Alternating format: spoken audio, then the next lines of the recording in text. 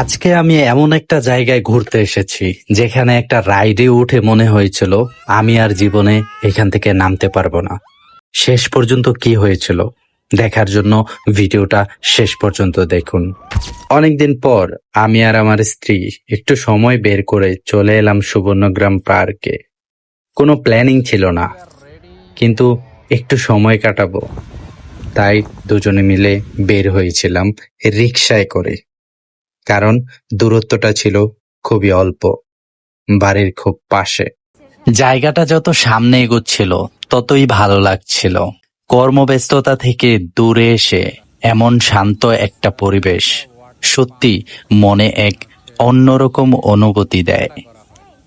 সুবর্ণগ্রামের সবচেয়ে ইন্টারেস্টিং এবং সবচেয়ে ভালো লাগার বিষয় হচ্ছে এই গরমের মধ্যেও তারা এইরকম একটা সিস্টেম অন করে রাখছে।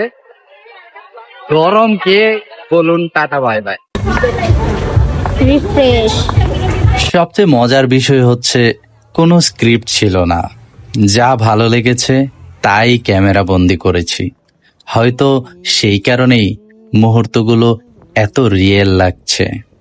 সুবর্ণগ্রামে যারা নতুন আসবেন তারা এইরকম আমাদের মতো গাড়ি দিয়ে একটা চক্কর খেয়ে আসতে পারেন। তাহলে কোথায় কি আছে, কোথায় কি দেখবেন, কোনটার পরে কোনটাতে উঠবেন, কোন কোন রাইড আপনার জন্য সুইটেবল, স্পিড বোর্ডে কিভাবে উঠবেন, কোথায় খাবার খাবেন, কোনটার পরে কোথায় যাবেন, এসব বিষয়গুলা ক্লিয়ার হয়ে যাবে। বিদেশি কুকুর এগুলো তো কুকুর না, হ্যাঁ নেকড়ে না। ছোট বড় সকলের কথা মাথায় রেখে আরো অনেক কিছু এখানে গড়ে উঠতেছে, যার কারণে এই পার্কটা আরো বেশি সুন্দর হবে ভবিষ্যতে।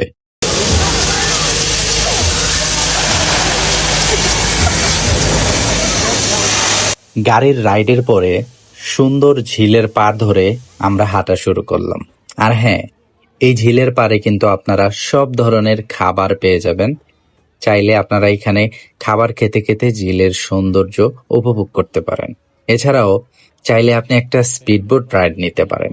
আমরা অবশ্য রাইডে যাইনি, কারণ কক্সবাজার টু মহেশখালী যাওয়ার পরে এই রাইডটা অনেক ছোট মনে হয়েছে আমার কাছে।